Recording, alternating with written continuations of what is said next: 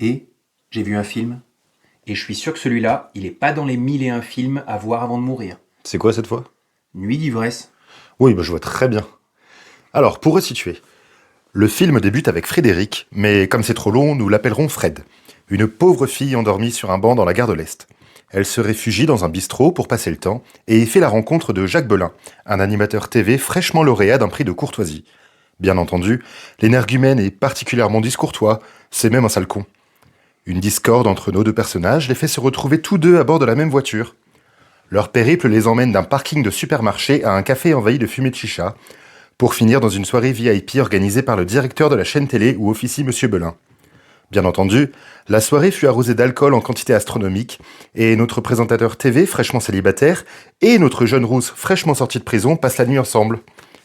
Stupeur au réveil, Jacques a oublié la soirée passée, et il découvre que sa gueule de bois s'accompagne d'un licenciement et d'une invitée un peu collante. J'adore ce film, vraiment. Depuis, je l'ai vu peut-être un petit peu trop petit, mais je l'aime beaucoup, beaucoup, beaucoup, et je le revois une fois par an au minimum. Ben moi, quand tu me l'as proposé, honnêtement, j'ai regardé l'affiche, et je me suis dit, qu'est-ce que c'est que ça? Oui, alors quand tu regardes les bonus du DVD ou du Blu-ray qui est ressorti il y a quelques années, en 2021 je crois, il y a une interview un petit peu longue des deux acteurs principaux, donc Josène Balasco et Thierry Lhermitte. Et justement, ils critiquent l'affiche à l'époque, où tu la vois, elle est celle-ci. Ils sont dans un lit avec une espèce de tête de lit en forme de coquillage. Oui, Où, alors, il y a aucune scène dans le film où ils sont dans un lit, mais bon. Et ils ont dit que ça faisait un peu trop lupanard. oui, un petit peu, oui. Mais tu l'aimes toi ce film? Et, honnêtement, je sais pas. Cet humour-là, c'est un peu particulier. Puis alors, j'ai beaucoup de mal avec les gens bourrés. Ouais, Et du coup, là, la présence de l'alcool, bah, en fait, c'est nuit d'ivresse. Donc, en fait, tout est dit dans le titre. Hein. oui. Du début à la fin, en fait, ils vont être sous, éméchés. Enfin, ils passent dans tous les stades, jusqu'à la gueule de bois le lendemain matin. Hmm. Et j'ai un peu du mal avec ça. Et pour autant, en fait, je suis pas tout à fait d'accord avec toi au sens où c'est pas de l'alcool joyeux. Ah non, Tu vas c'est pas un avoir... film joyeux. Hein. Non, de toute façon, Non. déjà, c'est pas un film joyeux, et c'est pas de l'alcool joyeux, parce que, en fait, jusque dans les années 60, tu as effectivement l'alcool qui sert pour faire justement un lien social, de la chaleur, de la convivialité. Et en fait, à partir des années 70, l'alcool, il sert plutôt comme révélateur d'un symptôme. Ça va être un anesthésiant par rapport à sa solitude, par rapport à son mal-être, par rapport à... Oui. Et là, clairement, c'est ça. Alors certes, il sert de moteur à l'action, parce que finalement, c'est grâce à l'alcool que en fait les personnages vont passer d'un lieu à l'autre, puis ils n'arrêtent Ouais. pas, on y reviendra sans doute. Mais c'est un révélateur surtout d'une vérité crue, c'est-à-dire la frustration, la médiocrité. C'est une sorte de mise à nu des personnages. Et du coup, en fait, eux, tu les vois, on va dire, ils s'amusent presque, mais en fait, c'est pas du tout drôle justement. Et c'est pas de l'humour. C'est pas de l'alcool joyeux qui va créer du lien. En fait, ça crée une sorte d'illusion de lien, mais en fait, on voit bien que finalement, il y en aura pas. Enfin, ou Pas pas entre les vraiment. personnages ou pas? Entre les personnages, oui. Oui, mais tu me demandais en fait, tu penses qu'à la fin, ils vont dire, ça va durer leur couple? Enfin, ils croient pas. Eh ben, non, en fait, mais c'est pas le propos du film. Ah oui, la C'est- fin, je la trouve Oui, complètement à côté. T'as l'impression que ça finit en en comédie comédie romantique, romantique, mais alors que c'est pas, enfin, ah c'est non, pas le mais après propos. ben, Ils se c'est retrouvent assez sur le clair. Elle, Trocadéro là. elle dit clairement qu'elle a besoin de se réhabituer à embrasser. Elle sort de prison. Ça va être un mec mouchoir, et à contrario, lui, il a tout perdu. Hein. Il a perdu son travail, sa compagne, on n'a pas l'impression qu'il l'aimait spécialement, mais il a quand même Oui. perdu sa compagne. Ça va être une fille mouchoir, ça va durer quelques semaines, Mais et puis d'ailleurs, voilà. il lui dit bien à la fin, au moment où bah, vraiment pour de son côté le masque tombe, il lui dit à Fred, il lui dit, vous me faites du bien. Et là, ça y est, on est dans le cœur, c'est-à-dire en fait, l'autre est un pansement. L'autre Oui, est, et oui, ton expression est bonne, un mouchoir. En oui. fait, tu utilises l'autre pour te sentir un peu Mais je moins crois que dans mal. la pièce, il utilise justement l'expression. Parce que je l'ai pas sorti nulle part, parce que pour la vidéo, on a regardé la pièce de Je me théâtre. souviens plus. Donc la version jouée par Michel Blanc et Josène Balasco, c'est la toute première version. Parce qu'après, ils l'ont joué. C'est Thierry Lhermitte qui a pris le rôle Oui, parce que Michel Blanc de a arrêté Michel assez vite, Blanc. c'est ça? Oui, il voulait se consacrer, voir d'autres choses, faire un peu de dramatique, en tout cas plus jouer ce rôle. Et il y a un troisième personnage dans la pièce, c'est le serveur. En fait, qui est là tout le long de la pièce, je l'avais oublié. Oui. C'est joué par Jean-François Derek. Et, moi, je me rappelle, parce que, quand j'étais petit, je le voyais dans On a tout essayé sur France 2, présenté par Ruquier. D'accord. Voilà. Non, je vois Non, pas. tu vois pas. Et après, donc, en 86, quand le film est sorti, la pièce a continué à être jouée Ah bon? avec Gérard Jugnot et Victoria Abril, que tu vois sortir de la soirée Ah pour monter oui, dans l'escalier. on les croise Ouais. une fraction de Et seconde, j'aimerais mais bien essayer de voir cette version de la pièce, parce que Victoria Abril, je la vois pas du tout dans le rôle de Fred, mais bon, si elle donne autre chose de différent, je suis oui. curieux. Et la pièce, vous pouvez la voir sur YouTube, ça vaut le coup d'œil. C'est c'est pas le même ton, c'est pas le même propos, ça parle pas de la même chose. Non, et puis là, en plus, dans la pièce, forcément, c'est une pièce de théâtre, donc c'est très statique. Là, ils ont voulu rajouter Ah une oui, oui, succession de lieux oui. qui, Bah, ça s'enchaîne bien et tous d'ailleurs, les hein. lieux sont emblématiques, hein. T'as Mais le parking avec la oh là là, chorégraphie sur l'air de quoi? Tu m'as dit que ça t'avait ah parlé, oui, l'air. c'est Oui. dans la troupe, il y a pas de jambe de bois, il y a des nouilles, mais c'est une chanson de scout ou de colonie de Ouais. vacances, quoi. Mais oui, oui, c'est assez. Mais d'ailleurs, dans les bonus, Josiane Balasco dit que c'est une des deux scènes qu'ils ont vraiment le plus aimé, la majorette, Ah oui. et l'autre, c'est le café avec. Ah ouais, où il y a la chicha et C'est ça, oui, avec cette actrice c'est algérienne là ouais, qui. ouais, non, c'est éclatant. Et en Monsieur fait, plus tu la Guillaume, vois, plus t'as de détails. Il est beau, monsieur.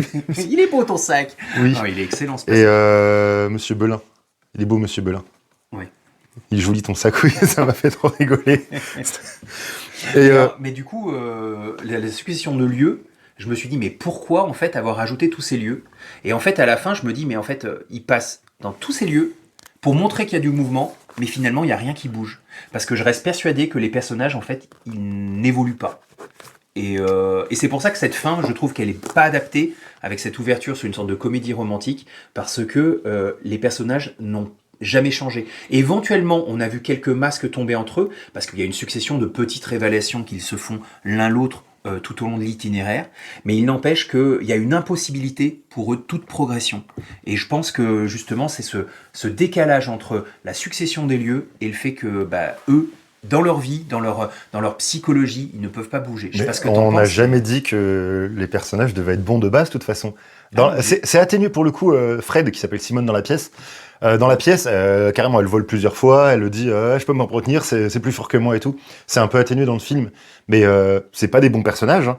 non. Ils sont c'est pourris les deux. Non, Enfin, mais lui particulièrement, elle, elle je est pensais paumée. même pas à une sorte d'amélioration. Je pense à un glissement ou un changement. Le seul truc éventuellement, c'est ce que tu dis, c'est qu'en fait, ils vont avoir besoin l'un l'autre Hmm. pour pouvoir peut-être avancer, mais cette avancée, justement, on la voit pas, nous. Dans Non, le film, elle en fait pas partie.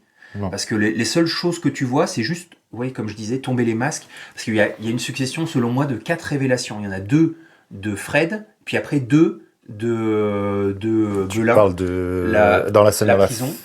Elle ouais. révèle qu'elle est allée en prison. Oui. Puis après, elle révèle pourquoi elle est allée en prison. Ouais, dans la fontaine. Dans la fontaine, d'ailleurs, Je si crois je que dis c'est au pas de bêtises, Trocadéro, mais je sais pas, Trocadéro, mais je suis pas sûr.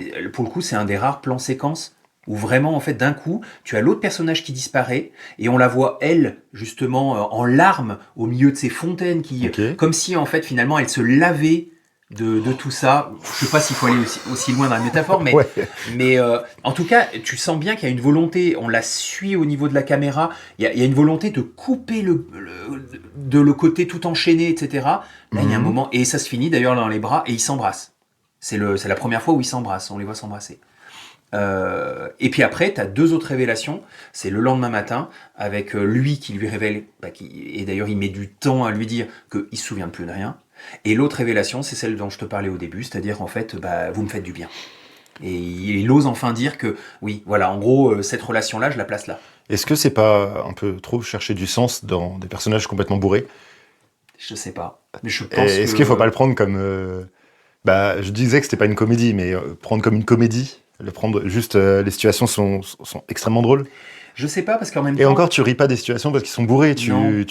tu ris du reste du tout. Je trouve que malgré tout, ce film, qui me plaît pas plus que ça, mais en fait, il est assez révélateur de ces années-là au cinéma, où, on va pas dire tu aimes à montrer, mais tu montres en tout cas cette solitude, souvent d'ailleurs la solitude urbaine. Il y a peut-être d'autres- Après, t'es dans le cinéma du splendide en même temps, c'est Oui, montrer le sale côté de l'humain. oui. Et je suis désolé, quand tu vois toute la succession des lieux, à chaque fois le glauque, par exemple, de ces lieux, Oui. le café de la gare en fait, avec la version Blu-ray, parce que tu me l'avais fait montrer une première fois. Oui, sur oui, j'avais un vieux version DVD, c'était une édition grecque, Ah en oui, duo avec parce que c'était Sans peur et sans incroyable. reproche avec Gérard Jugnot. J'avais C'était- trouvé ça sur eBay. Et ils l'ont réédité, ouais, il y a 4-5 ans Et là, en les Blu-ray. détails qu'on Oui, voit, et en fait, tout est un gag, hein, même les affiches, c'est le plus beau caniche, des trucs. C'est que des les petits revues détails, des Cali, petites toi blagues. et moi, Oui, oui, oui. le, C'est super drôle. je sais pas si Et tu... tu parles du côté glauque, mais on a rigolé aussi au début quand t'avais le générique, t'as le compositeur. Et Oui, du coup, on se dit, mais il y a de la musique dans le film. En fait, on l'a regardé, et en fait, t'as le générique du début et le générique de fin, qui est une chanson d'Erita Mitsuko. Mais sinon, t'as zéro musique. et, T'as toute la scène justement dans le parking, ah, mais oui, avec la majorette, où t'as le bruit du vide de parking. oui. Ces moments, en fait, quand tu cherches tes courses, que Et t'es là, un peu tout seul au monde. Le silence, il est glauque. Le silence et la Un lundi résonance. de pluie. Et là, heureusement qu'ils n'ont pas mis de musique, parce que ça rajoute à cette scène un Mm. côté, mais d'une tristesse, en fait, parce que... Et lui, d'ailleurs, Avec les gens qui sortent de leur voiture au c'est fond, ça, qui les lui, regardent. il est moqueur, et en même temps, d'ailleurs, au moment où il voit que les gens les regardent, à ce moment-là, il réalise Ouais. que vraiment, il est horrible, Et qu'il est un peu, il lui dit, il non, va mais un peu loin arrête, quand même. arrête. Ouais. Et là, il redevient sérieux. Alors que finalement, mais il y a une violence et une méchanceté d'ailleurs dans son regard. Il le fait très bien, Thierry Lhermitte. Mm. Ce rire à la fois moqueur et... Les deux sont vraiment très très bons parce que jouer ce rôle, c'est casse-gueule. Alors, je refais juste une parenthèse parce que Oui. tu parles de la BO. Alors, c'est Jacques Delaporte. J'ai repris ma fiche qui était tombée, mais j'ai pas grand-chose parce qu'en fait, il a pas fait grand-chose. Enfin, il a fait quelques BO, mais du style Marche à l'ombre ou les frères Pétard. Mais surtout, il est connu pour avoir cofondé le Grand Orchestre du Splendide. Et c'est eux qui donneront. Je crois que ça C'est n'a rien la à voir. salsa du démon. Oui, c'est Ouais, ça. oui. Et la salsa du démon. Donc en fait, c'est cette Plus belle ambiance-là. page de la musique française. Et c'est aussi un acteur, et on le voit dans le film, c'est lui qui tient le rôle du pianiste dans la soirée un peu chic. Tu vois pas, quand tu la regardes dans les détails, en fait, 4 fois, il se prend un truc. À un moment donné, t'as Fred qui pousse je crois, un lampadaire, et tu l'entends 2 secondes après, mais il est pas dans le plan. Où, il arrive ensanglanté. Et c'est pour ça, à la fin, j'avais jamais compris avant, c'est la première fois que je le repère, pourquoi c'est lui qui saute sur le président de la chaîne, sur le billard. Et en fait, c'est parce que le président a lancé le vase. Et du Mais coup, donc, et c'est c'est la- lui qui se l'est pris encore, ça, parce qu'il se c'est prend la- tout dans la tronche à C'est chaque la fois. xème fois. Oui, non, mais il y a une sorte de petit gag derrière Oui, qui est oui, plutôt oui. amusant à suivre. Et bah voilà, et en fait, je pense qu'il est plus visible pour son rôle de pianiste que pour sa composition, parce que je vois pas de thème. Non, il y a Est-ce que pas- c'est lui qui a composé la musique pour Rita Mitsuko, sachant que Rita Mitsuko, c'est un groupe, Non, non. et ils composaient eux-mêmes. Non, c'est ça. Et d'ailleurs, la musique de Rita Mitsuko. Ouais, c'est quand sorti tu sur sens- leur quand deuxième album, quand le tu titre c'est Nuit regardes- d'ivresse. Et quand tu regardes, c'est comme l'affiche ou c'est comme la fin, je trouve. Ça va pas du tout. Oui, les paroles, c'est paroles. ils s'aiment, ils sont faits l'un Ils sont pour l'autre. parfaits l'un pour Oui, l'autre. ouais. Mais non, absolument pas. Enfin, aussi, si on va dans cette analyse de, oui, finalement, pour ce temps-là où ils vont marcher ensemble, en fait, ils vont céder à repartir vers autre chose, à la rigueur. Mais là, on tire vraiment loin, quoi. Je suis pas certain qu'ils aient vu ça. Mais oui, et donc le compositeur, lui, il fait beaucoup dans le jazz, le swing, la salsa, le mambo. Alors peut-être que, par exemple, il y a un moment où il met le vinyle pour cacher les cris quand il y a France, la journaliste qui est dans l'appartement de l'autre côté. Est-ce que ça, voilà, c'est ce type de musique-là, je sais plus si c'est de la bossa nova ou... mais bon, c'est ces ambiances-là. Mais il y en a très très Et la peu. France, justement, elle a fait ce rôle, ça faisait des années qu'elle n'était pas apparue nulle part, ça faisait presque 20 ans qu'elle avait arrêté sa carrière. Parce que tu me disais que c'était une vraie journaliste. Une vraie journaliste, Présentatrice. elle a même joué un petit peu, elle a joué du théâtre, elle a fait D'accord. plein de choses cette femme. Et dans les années 70, je pense qu'elle était vraiment, elle faisait partie du paysage. Et, moi, hormis les visiteurs, Nuit d'ivresse, je l'ai pas quoi. Comment tu interprètes le baiser qu'il lui fait avant de partir? C'est mignon comme scène. Oui. C'est très mignon. Et c'est pas surprenant. les adieux à sa vie d'avant. Ah oui, puisqu'elle incarne le journalisme. Ouais. Et en plus, elle pipe rien, elle. Hein. Non. Elle dit bah, ça doit être une erreur, je vais essayer de démêler le vrai du faux. Oui. Et en même temps, mais ce côté presque cruel en fait avec les caméramans aussi, parce que honnêtement, c'est elle quand même mine de rien la petite star et du coup. Caméraman de rien, non enfin dans le détail, quand tu vas, oui, il est là en train de regarder sa revue un érotique qui est érotique, plus. Oui, oui, oui. Mais oui. En fait, il y a Plein des de tonnes détails. Je l'ai vu beaucoup trop petit, ce film. mais oui, mais en fait, quand t'es petit, tu les vois pas ces détails. Non, la qualité était peut-être pas là. Oui, Mais là, quand pas tu regardes, là-dedans. par exemple, dans le café de la gare, au départ, le compagnon de beuverie de Belin, il va poupisser. Et en fait, tu le vois ressortir de la cabine téléphonique avec sa braguette, et Et en fait, c'est après que tu te dis, ah, mais en fait, il est Et allé il n'y a pas les toilettes, non? Eh ben non, il allait pisser dans le truc. J'ai pas fait gaffe. Et quand tu le vois justement téléphoner, c'est Belin qui téléphone. Là, il y a plein de Oui. tags, je ici à 18h. Ok, d'accord. Ah oui, non, mais c'est Bon, il des est dessins de. pourri le café. Hein. Ah mais oui. Ah, la Avec version Blu-ray, le c'est. plâtre. Ouais. Ouais, oui. Ah Non, non, c'est chouette. dès le départ, t'es mis dans l'ambiance du glauque. Et même avant, d'ailleurs, quand on prend Fred sur le banc, elle fait limite un peu clocharde parce elle a une esthétique très voyante. Et Oui. derrière, tu me faisais remarquer, Bah, c'est Dame Ginette. Hein. oui, Enfin, le un côté. peu. Et tu me faisais remarquer qu'il y avait déjà une sorte de mec qui était en train d'embêter une nana au Ouais, dans fond. les premières Derrière. secondes du film, oui, t'as déjà un mec. Bah, ce que ne fera pas, du coup, Non. Jacques Belin. Mais ouais, t'as un mec qui est en Éméché, train. qui, Tu comprends qu'il est oui. complètement bourré et il tripote une nana comme ça. Et à côté, les deux flics, ils viennent voir qui? Ouais. Bah, celle qui dort, en fait. Parce que ça dérange. Oui, Donc dès le départ, en fait, t'es mis oui, dans cette ambiance de... oui. Oui, en fait, voilà, le monde, il est un peu mal fichu. Et en fait, il faut arriver à évoluer là-dedans.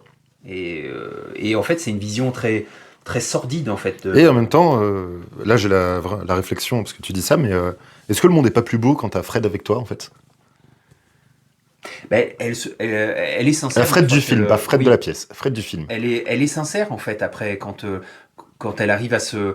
Bah, le matin, regarde, elle donnerait tout pour lui, elle a acheté Mais oui, le le manteau un peu croissant, trop grand, le elle est- croissant.